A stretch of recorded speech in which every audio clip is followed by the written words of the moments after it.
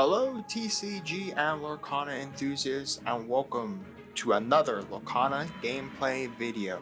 So as I mentioned in my deck profile this week, Mario was off for his Luxury Lorcana Locals because of course it was Labor Day. We are all taking a good break, so instead of giving you Twitch gameplay, I'm going to be giving you a best of one here on Pixelborn with the deck that we profiled this week, that being my Amethyst Ruby Control deck, or Ruby Amethyst Control, depending on which way you want to say it, here. So anyways, Pixelborn is a free online simulator to play Lorcana. This is where I'd like to test a lot of decks, kind of get a build idea for them, and all of that. I'm actually now working on yet another deck for next week that I'm going to show off, and that's going to be Musketeers. We'll discuss that deck next week.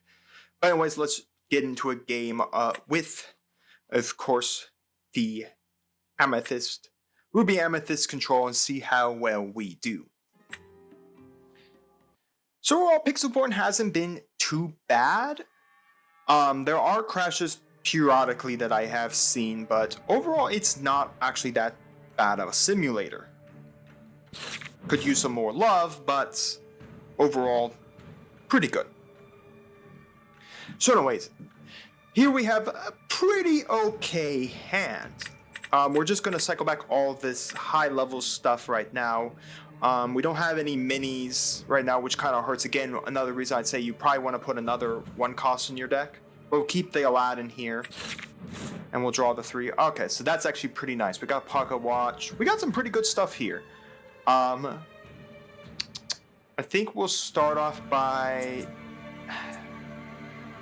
Yeah, we got 2 Pocket Watches in the deck. We have enough of the draw engine where it's not really going to matter. Again, I'm keeping the Befuddle in hand just to spin back, say, like a blocker or something. Okay, so we're playing Amber, so it's actually not that bad of an idea to think about spinning something that's a blocker. So this could be Stitch, Snowball, something. It's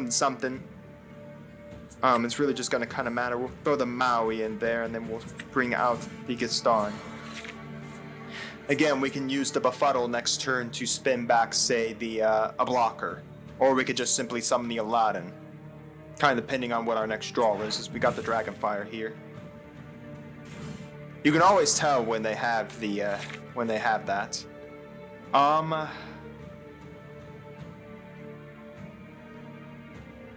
he's not going to be able to Stitch this turn. Next turn. You know what? Let's put the Befuddle away, actually. I'm going to bring out the Aladdin here, just because next turn I can sing with it.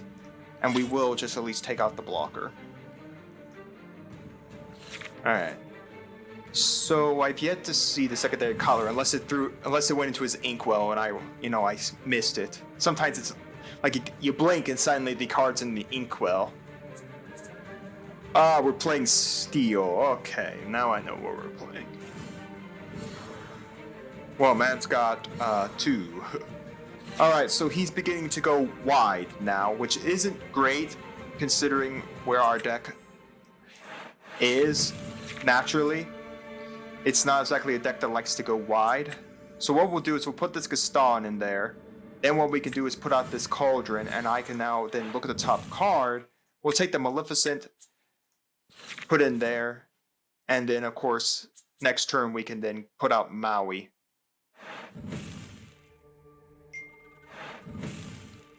Okay, so he's gonna do all the quests. So he's actually gonna swing in here with the Captain Hook. Interesting. Alright, so we know that he's got either a big Tinkerbell in his hand, which is the possibility. Now he's up to 4. He can shift 2 cards here, but it's not gonna be great because again.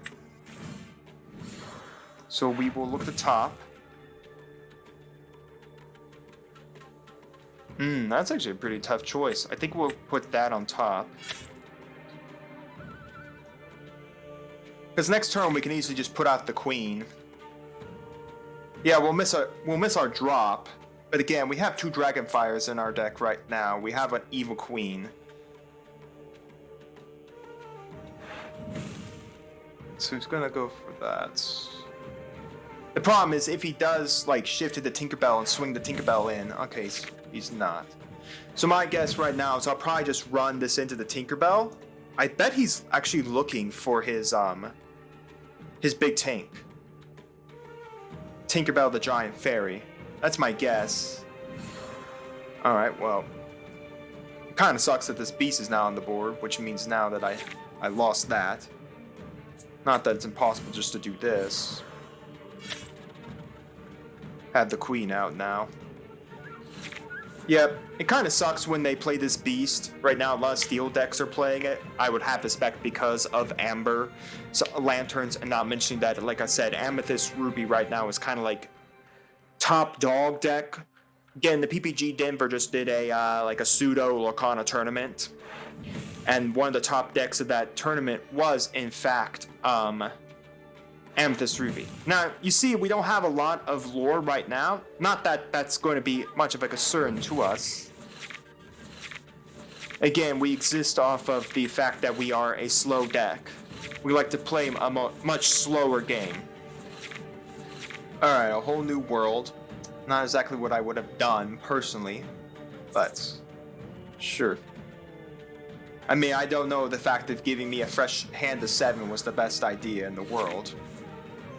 We already have an evil queen. We can put this evil queen there. We have now Aladdin we can actually play too. I think we're going to nuke off that. Then we can play out this mini. I can knock out this Stitch. And then I can draw one with the queen. And pass. And then in essence, next turn we have Aladdin and we'll start stealing lore.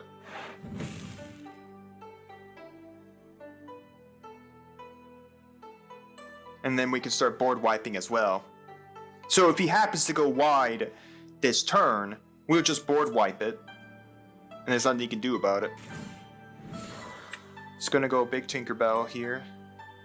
It's not really great. But I mean, it's not impossible to deal with. Mind you, but not great.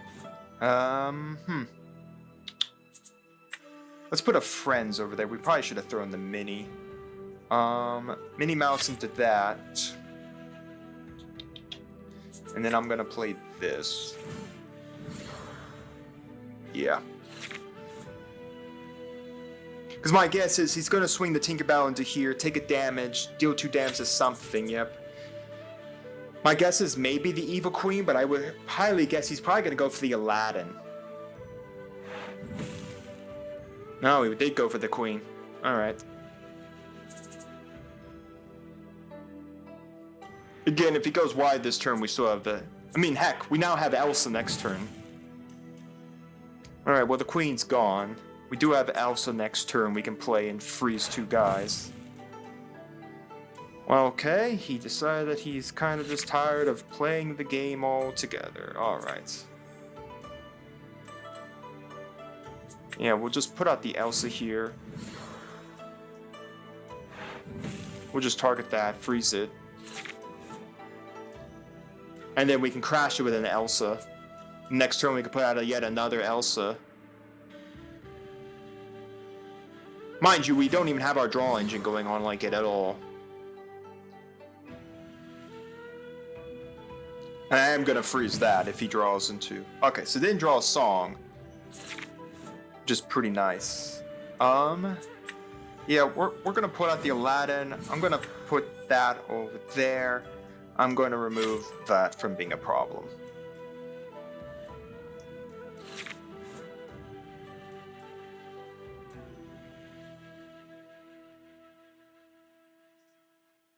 We still have this Be Prepared and 2 others left in the deck.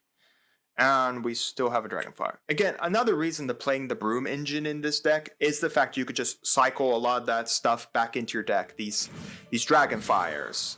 These Be Prepareds, they can constantly always be back in your deck so that you constantly use them.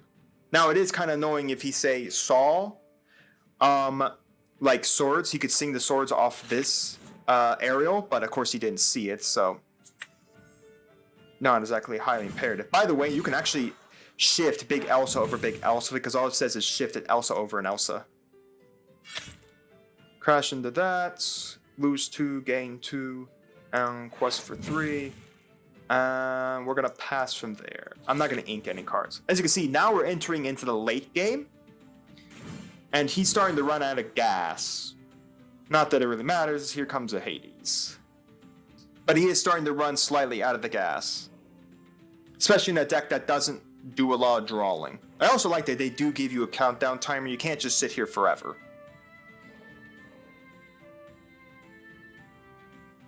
Which means that, of course, if you happen to miss your timing, it's going to suck a little.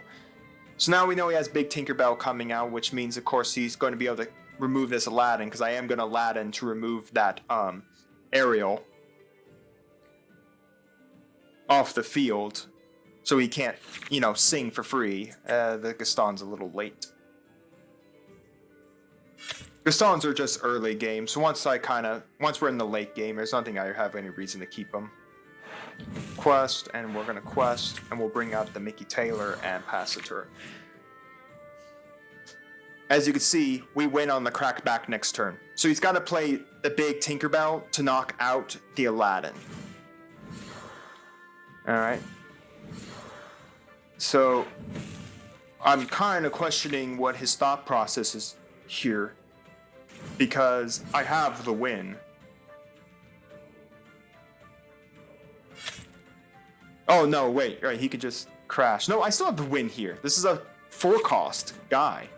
Alright, okay, yep, we got the win. Here, because my guy was a 4-cost. Great for us! Well, I hope you guys did enjoy that gameplay there. It was a lot of fun. That just proves the power of this deck. When this Amber Amethyst deck goes off, when you hit the power points of what I've said, where you know you hit your mid to late game, that's when the deck pops off. That's when you see all its power going off. That's when everything good happens with the deck, and you just see the strength of the deck all together. The early game is kind of sus, depending on what your opponent's playing against, whether or not they'll just spam guys and then outbeat you before you can reach the mid to late game, or if your early game draws like Befuddles, Minis, and Gastons are good enough to stall the game in the early game to then move into the mid and late game. So again, kind of shuffling out your hands so that you constantly are seeing, you know, Gastons and Minis and Befuddles for your early game. We're also keeping like Aladdins and Elsa's in your hand, as well as like Cauldron, like we saw, bringing out Cauldron, or keeping like Friends on the other side so you can draw 2. So seeing stuff like that would be really good for the early game. But let me know your thoughts down in the comments below of this best of one with, of course, the Amethyst and Ruby deck we did profile this week. Let me know, do you want me to play more Pixelborn best of ones with decks? Let me know that down in the comments as well. And while you're commenting everything about the deck and the gameplay and all of that, make sure to like the video. Make sure to subscribe to the channel. Make sure to ring the bell so you can notify when my videos go live for you. I'll see you next time on Mama Dragon's TCG.